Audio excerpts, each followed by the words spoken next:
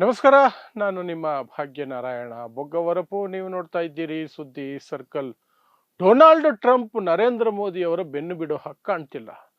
ದಿನ ಬೆಳಗಾದ್ರೆ ಯಾವುದೋ ಒಂದು ವಿಚಾರವನ್ನ ಪ್ರಸ್ತಾಪ ಮಾಡಿ ನರೇಂದ್ರ ಮೋದಿ ಅವರ ಮಾನ ಕಳೆಯುವಂತಹ ಕೆಲಸವನ್ನ ಟ್ರಂಪ್ ನಿರಂತರವಾಗಿ ಮಾಡ್ಕೊಂಡು ಬರ್ತಿದ್ದಾರೆ. ಅವರು ಅಧಿಕಾರ ವಹಿಸಿಕೊಂಡಾಗ ಆ ಕಾರ್ಯಕ್ರಮ ಏನಿತ್ತಲ್ಲ, ಪದಗ್ರಹಣ ಕಾರ್ಯಕ್ರಮ, ಅದಕ್ಕೆ ವೈಯಕ್ತಿಕ ಆಹ್ವಾನ ಕೊಡದೆ ಅವಮಾನಿಸಿದ್ದರಿಂದ ಹಿಡಿದು ಮೋದಿ ಅಲ್ಲಿಗೆ ಕರೆಯದೇ ಹೋಗಿದ್ದಾಗ ಪಕ್ಕದಲ್ಲೇ ಕೂರಿಸ್ಕೊಂಡು ಭಾರತವನ್ನ ಟ್ಯಾರಿಫ್ ಕಿಂಗ್ ಅಂತ ಕರೆದಿದ್ದು, ಬ್ರಿಕ್ಸ್ ದೇಶಗಳನ್ನ ಅವಮಾನಿಸಿದ್ದು, ಈ ರೀತಿ ನರೇಂದ್ರ ಮೋದಿಗೆ ಅವಮಾನ ಮಾಡಿದ್ದರಿಂದ ಹೊರಗೆ ಆಪರೇಷನ್ ಸಿಂಧೂರದ ವಿಚಾರದಲ್ಲಿ ಎಲ್ರಿಗಿಂತ ಮೊದಲು ನಾನೇ ಯುದ್ಧ ನಿಲ್ಲಿಸಿದ್ದು, ನಾನೇ ಸೀಸ್ ಫೈರ್ ಮಾಡಿಸಿದ್ದು ಅಂತ ಮಾಡಿದ್ರವರೆಗೆ ಎಲ್ಲ ರೀತಿಯಲ್ಲೂ ಸಹ ನರೇಂದ್ರ ಮೋದಿಗೆ ಅವಮಾನ ಮಾಡುವಂತಹ ಕೆಲಸವನ್ನ ಟ್ರಂಪ್ ಇಂಚಿಂಚು ಪ್ರತಿದಿನ ಮಾಡ್ಕೊಂಡು ಬರ್ತಿದ್ದಾರೆ. ಈಗ ಲೇಟೆಸ್ಟ್ ಏನು ಅಂದ್ರೆ, ಡೊನಾಲ್ಡ್ ಟ್ರಂಪ್ ಹೇಳ್ಕೊಂಡಿದ್ದಾರೆ on camera, Narendra Modi sir ನಿಮ್ಮನ್ನ ಭೇಟಿ ಮಾಡಬಹುದಾ ಪ್ಲೀಸ್ ಅಂತ ಕೇಳ್ಕೊಂಡಿದ್ರು ನನ್ನ ಹತ್ರ. ಯಾಕೆ ಅಂದ್ರೆ ಒಂದಷ್ಟು ವಿಮಾನಗಳಿಗೆ ಪರ್ಚೇಸ್ಗೆ ಅವರು ಹಾಕಿದ್ರು, ನಾನು ಕೊಡ್ತಾ ಇಲ್ಲ. ರಷ್ಯಾದಿಂದ ಆಯಿಲ್ ತಗೊಳ್ಳೋದನ್ನ ಕಡಿಮೆ ಮಾಡಬೇಕು ಅಂತ ಟ್ಯಾರಿಫ್ಗಳನ್ನು ಹಾಕಿದ್ದೀನಿ ಅಂತೆಲ್ಲ ಟ್ರಂಪ್ ಮಾತಾಡಿದ್ದಾರೆ. ಸೊ ಏನು ಆಕ್ಚುಲಿ ನಡೆದಿದ್ದು, ಇತ್ತೀಚೆಗೆ ಒಂದು ಡೈಲಾಗ್ ಅನ್ನು ಸಹ ಟ್ರಂಪ್ ಹೇಳಿದ್ರು. ಅದು ಏನು ನರೇಂದ್ರ ಮೋದಿ ವಿರುದ್ಧ, ಅದನ್ನು ತಿಳಿಸ್ತೀನಿ. ಮತ್ತೆ ಯಥಾ ಪ್ರಕಾರ ನರೇಂದ್ರ ಮೋದಿ ಇದಕ್ಕೆ ಯಾವುದೇ ಪ್ರತಿಕ್ರಿಯೆ ಕೊಡಲ್ಲ. ಸೊ ಅದರ ಕುರಿತಾಗಿ ರಾಹುಲ್ ಗಾಂಧಿ ಹೇಳಿರುವಂತಹದ್ದು, ಟ್ರಂಪ್ ಒಂದು ಫೋನ್ ಕಾಲ್ಗೆ ನರೇಂದ್ರ ಮೋದಿ ನಡ್ಗೋಗ್ತಾರೆ, ಹೆದರ್ತಾರೆ ಅನ್ನೋದ್ರ ಬಗ್ಗೆ ಸಹ ಒಂದಷ್ಟು ವಿವರಣೆಯನ್ನು ಕೊಡ್ತೀನಿ. ಸೊ ನಾನು ಹೇಳ್ದಂಗೆ ನರೇಂದ್ರ ಮೋದಿ ವಿಚಾರವನ್ನ ಆಗಾಗ ಪ್ರಸ್ತಾಪ ಮಾಡ್ತಾನೆ ಇರ್ತಾರೆ. ಹಾಗಾಗಿ ಇತ್ತೀಚಿನ ದಿನಗಳಲ್ಲಿ ಆಲ್ಮೋಸ್ಟ್ ವಾರಕ್ಕೆ 4-5 ಬಾರಿ ಆದರೂ ನರೇಂದ್ರ ಮೋದಿ ಹೆಸರನ್ನ ಟ್ರಂಪ್ ಹೇಳ್ತಾರೆ. ಯಾವ ಟ್ರಂಪ್? ನರೇಂದ್ರ ಮೋದಿ ಟ್ರಂಪ್ನ ಮೆಚ್ಚಿಸೋದಕ್ಕೆ ಅಮೆರಿಕಾಗೆ ಹೋಗಿ ಅಬ್ ಕಿ ಬಾರ್ ಟ್ರಂಪ್ ಸರ್ಕಾರ ಅಂತ ಟ್ರಂಪ್ ಪರ ಪ್ರಚಾರ ಮಾಡಿ ಬಂದಿದ್ರು. ಯಾರು? ಭಾರತದ ಪ್ರಧಾನಿ ಅನ್ನುವಂತಹ ಘನತೆಯ ಒಂದು ಸ್ಥಾನದಲ್ಲಿ ಇರೋದನ್ನು ಮರೆತು ಟ್ರಂಪ್ಗೆ ಬಕೆಟ್ ಹಿಡಿಯುವ ರೀತಿಯಲ್ಲಿ ಅಬ್ ಕಿ ಬಾರ್ ಟ್ರಂಪ್ ಸರ್ಕಾರ ಅಂತ ಹೇಳಿ ಬಂದಿದ್ದಂತಹ ಅಂತ ನರೇಂದ್ರ ಮೋದಿಯ ವಿರುದ್ಧ ಡೊನಾಲ್ಡ್ ಟ್ರಂಪ್ ದಿನ ಬೆಳಗಾದ್ರೆ ಟೀಕೆ ಅವಮಾನ. ಸೊ ಈಗ ಲೇಟೆಸ್ಟ್ ನಾನು ಹೇಳ್ದಂಗೆ ಒಂದು ಪ್ರೆಸ್ ಕಾನ್ಫರೆನ್ಸ್ ಅಲ್ಲಿ ಮಾತಾಡ್ತಾ ಡೊನಾಲ್ಡ್ ಟ್ರಂಪ್ ಒಂದು ವಿಚಾರವನ್ನ ಪ್ರಸ್ತಾಪ ಮಾಡ್ತಾರೆ. ಯಾವುದು ಅಂದ್ರೆ, ಈಗ ಮೊನ್ನೆ ಆಯ್ತಲ್ಲ ವೆನೆಜುವೆಲಾ ಅಧ್ಯಕ್ಷರನ್ನ ಎತ್ಕೊಂಡೋಗಿದ್ದ ಪ್ರಕರಣ, ಅದನ್ನ ಸಮರ್ಥಿಸ್ಕೊಳ್ತಾ ಮಾತಾಡ್ತಾ ಟ್ರಂಪ್ ಹೇಳ್ತಾರೆ, ಇಂಡಿಯಾವೂ ಸಹ ಅದಕ್ಕೂ ಸಹ ನಾವು ಟ್ಯಾರಿಫ್ಗಳನ್ನು ಸರಿಯಾಗಿ ಹಾಕಿದ್ದೀವಿ, ಎಚ್ಚರಿಕೆ ಕೊಟ್ಟಿದ್ದೀವಿ, ರಷ್ಯಾದಿಂದ ಆಯಿಲ್ ಅನ್ನ ಪರ್ಚೇಸ್ ಕಡಿಮೆ ಮಾಡಬೇಕು ಅಂತ. ಅದನ್ನ ಪ್ರಸ್ತಾಪ ಮಾಡ್ತಾ ಹೇಳ್ತಾರೆ, ಅವರು ನನಗೆ 68 ಯುದ್ಧ ವಿಮಾನಗಳು, ವಿಶೇಷವಾದಂತಹ ವಿಮಾನಗಳ ಬಗ್ಗೆ ಮಾತಾಡೋದಕ್ಕೆ ನನ್ನ ಹತ್ರ ಬೇಡ್ಕೊಂಡ್ರು ನರೇಂದ್ರ ಮೋದಿ. ಏನಂತ?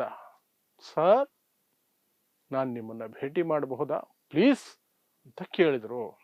ನನಗೂ ಅವ್ರಿಗೂ ಸಂಬಂಧ ಚೆನ್ನಾಗಿದೆ, ಆದರೆ ಇತ್ತೀಚೆಗೆ ತುಂಬಾ ಟ್ಯಾರಿಫ್ಗಳನ್ನು ಹಾಕ್ಬಿಟ್ಟಿದ್ದೀವಿ, ಟ್ಯಾಕ್ಸಸ್ ಹಾಕಿದ್ದೀವಿ. ಯಾಕಂದ್ರೆ ರಷ್ಯಾದಿಂದ ಆಯಿಲ್ ಪರ್ಚೇಸ್ ಮಾಡ್ತಾರೆ, ಅದನ್ನು ಈಗ ನನ್ನನ್ನು ಮೆಚ್ಚಿಸೋದಕ್ಕೆ ಕಡಿಮೆ ಮಾಡ್ತಿದ್ದಾರೆ ಅಂತ ಮೊನ್ನೆ ಹೇಳಿದ್ರು.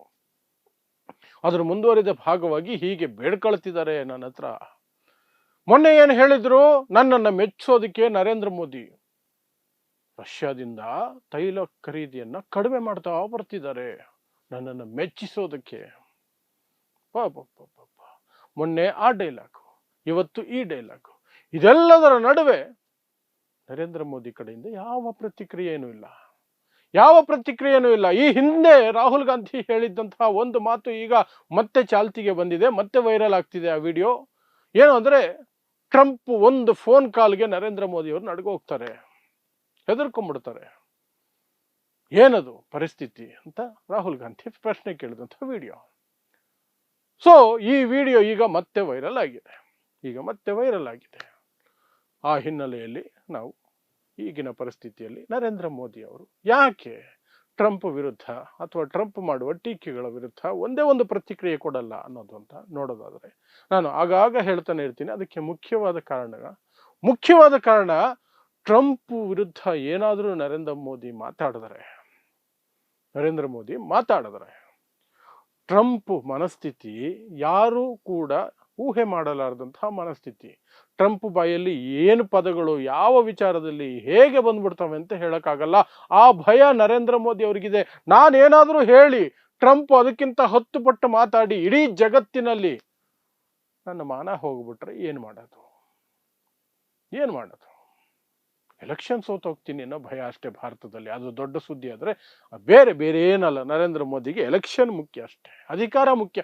ಅಧಿಕಾರ ಉಳಿಸ್ಕೊಳ್ಬೇಕು. ಟ್ರಂಪ್ ಮಾನ ತೆಗೆದ್ರೂ ಪರವಾಗಿಲ್ಲ, ಭಾರತದ ವಿರುದ್ಧ ಟೀಕೆ ಮಾಡಿದ್ರೂ ಪರವಾಗಿಲ್ಲ, ನನ್ನನ್ನೇ ಪಕ್ಕದಲ್ಲಿ ಕೂರಿಸ್ಕೊಂಡು ಭಾರತದ ವಿರುದ್ಧ ಡೈಲಾಗ್ ಹೊಡೆದ್ರೂ ಪರವಾಗಿಲ್ಲ. I don't care. As long as ನನಗೆ ಅಧಿಕಾರ ಉಳಿಯುತ್ತಾ, I am fine, I am absolutely fine ಅನ್ನೋ ರೀತಿ ನರೇಂದ್ರ ಮೋದಿ ದಿವ್ಯ ಮೌನ. ಆಪರೇಷನ್ ಸಿಂಧೂರದ ಬಗ್ಗೆ ಇಲ್ಲಿಯವರೆಗೆ 60-70 ಬಾರಿ ಡೊನಾಲ್ಡ್ ಟ್ರಂಪ್ ಹೇಳಿದಾಗಿದೆ. ನಾನು ಪಾಕಿಸ್ತಾನ ಮತ್ತು ಭಾರತ ಇಬ್ಬರನ್ನು ಹೆದರಿಸಿ, ವ್ಯಾಪಾರವನ್ನು ಮುಂದಿಟ್ಟು ಹೆದರಿಸಿ ಸೀಸ್ ಫೈರ್ ಮಾಡಿಸಿದ್ದೀನಿ, ಯುದ್ಧ ವಿರಾಮ ಮಾಡಿಸಿದ್ದೀನಿ ಅಂತ. ಅದಕ್ಕೂ ಸಹ ನರೇಂದ್ರ ಮೋದಿ ಬಾಯಿಂದ ಅಮೆರಿಕ ಹೆಸರು ಬರಲಿಲ್ಲ, ಟ್ರಂಪ್ ಹೆಸರು ಬಂದಿಲ್ಲ, ಎರಡೂ ಬಂದಿಲ್ಲ. ಇನ್ನು ರಷ್ಯಾದಿಂದ ಕಡಿಮೆ ಬೆಲೆಗೆ ತೈಲ ಏನು ಖರೀದಿ ಮಾಡ್ತಿದ್ರು ಅದನ್ನು ಸಹ ಆಲ್ಮೋಸ್ಟ್ ನಿಲ್ಲಿಸುವ ಹಂತಕ್ಕೆ ತಂದಿಟ್ಟಿದ್ದಾರೆ ನರೇಂದ್ರ ಮೋದಿ ಅವರು. ದೇಶಕ್ಕೆ ಎಷ್ಟು ನಷ್ಟ ಆದರೂ ಪರವಾಗಿಲ್ಲ, ಟ್ರಂಪ್ಗೆ ಇನ್ನೂ ಸಿಟ್ಟು ಬರೋ ಹಾಗೆ ಮಾಡಬಾರ್ದು ಅಂತ, ಆ ಕಾರಣಕ್ಕೆ ರಷ್ಯಾದಿಂದ ಆಯಿಲ್ ಏನು ಇಂಪೋರ್ಟ್ ಇದೆಲ್ಲ ಅದನ್ನ ಕಡಿಮೆ ಮಾಡ್ತಾ ಬಂದು ಈಗ ಆಲ್ಮೋಸ್ಟ್ ಮುಗಿಸಿದ್ದಾರೆ, ನಿಲ್ಲಿಸ್ಬಿಟ್ಟು ಹಂತಕ್ಕೆ ಬಂದಿದ್ದಾರೆ. ಸೊ ಅದು ಮುಖ್ಯವಾದ ಕಾರಣ. ಟ್ರಂಪ್ ಬಾಯಿ ನಾಲಿಗೆ ಏನು ಬೇಕಾದರೂ ಮಾಡುತ್ತೆ, ಆ ರಿಸ್ಕ್ ಬೇಡ ಅಂತ. ಎರಡನೇದು, ಇದಾರಲ್ಲ ಈ ದೇಶದ ಇಬ್ಬರು ದೊಡ್ಡ ಮನುಷ್ಯರು, ಅದಾನಿ ಅಂಬಾನಿ, ಅವರ ಬಿಸ್ನೆಸ್ಗಳಿಗೆ ಟ್ರಂಪ್ ಏನಾದರೂ ಕೈ ಇಟ್ಟುಬಿಡಬಹುದು ಅನ್ನೋ ಭಯ. ಅದಾನಿ ಅಂಬಾನಿಗೆ ಏನಾದರೂ ಆಗ್ಬಿಟ್ರೆ ನರೇಂದ್ರ ಮೋದಿ ಅವ್ರ ಜೀವ ತಡೆಯುತ್ತಾ? ನೋ ವೇ, ಚಾನ್ಸೇ ಇಲ್ಲ. ಅವರಿಗೆ ಸಣ್ಣದಾಗಿ ಏನಾದರೂ ನೋವಾಗ್ಬಿಟ್ರೆ ನರೇಂದ್ರ ಮೋದಿ ಅವರು ತುಂಬಾ ನೊಂದ್ಕೋಬೇಕಾಗತ್ತೆ. ಆ ಕಾರಣಕ್ಕೇನೆ ಟ್ರಂಪ್ ವಿರುದ್ಧ ಮಾತಾಡದೇ ಇರೋದಕ್ಕೆ ನಿರ್ಧರಿಸಿದ್ದಾರೆ. ಸೊ ಟ್ರಂಪ್ ಮಾತುಗಳಿಗೆ ಹೆದರಿ ಒಂದು ಕಡೆ, ಇನ್ನೊಂದು ಕಡೆ ತಮ್ಮ ಪರಮಾಪ್ತರಾದಂತಹ ಅದಾನಿ ಅಂಬಾನಿಗಳಿಗೆ ಏನಾದರೂ ನಷ್ಟ ಉಂಟಾಗ್ಬಿಡಬಹುದು ಅನ್ನೋದು ಎರಡನೇ ಕಾರಣ. ಈ ಎರಡು ಕಾರಣಗಳಿಗೇನೆ ಟ್ರಂಪ್ ಏನೇ ಮಾತಾಡಿದ್ರು ನರೇಂದ್ರ ಮೋದಿ ಅದಕ್ಕೆ ಪ್ರತಿಕ್ರಿಯೆ ಕೊಡ್ತಿಲ್ಲ, ಸೈಲೆಂಟ್ ಆಗಿದ್ದಾರೆ. ಹೆಸರು ಹೇಳ್ತಿಲ್ಲ, ಪ್ರತಿಕ್ರಿಯೆ ಬಿಟ್ಬಿಡಿ. ಟ್ರಂಪ್ ಹೆಸರು, ಅಮೆರಿಕದ ಹೆಸರು ನಾವು ಹೇಳಲ್ಲ ಅಂದ್ರೆ ಹೇಳಲ್ಲ, ಪಟ್ಟು ಹಿಡಿದು ಕೂತಿದ್ದಾರೆ ಅಷ್ಟೇ. ಸೊ ಇದಿಷ್ಟು ಟ್ರಂಪ್ ಮತ್ತೊಂದು ಸುತ್ತಿನ ಅವಮಾನ ಮಾಡಿದ ನಂತರ ನರೇಂದ್ರ ಮೋದಿ ಅವರಿಗೆ ನಾವು ಚರ್ಚೆ ಮಾಡಬಹುದಾದಂತಹ ವಿಚಾರಗಳು. ಸೊ ಇಂತಹದೇ ವಿಶೇಷ ಸುದ್ದಿಗಳಿಗಾಗಿ ನೋಡ್ತಾ ಇರಿ ಸುದ್ದಿ ಸರ್ಕಲ್. ನಾನು ನಿಮ್ಮ ಭಾಗ್ಯನಾರಾಯಣ ಬೊಗವರಪೋ.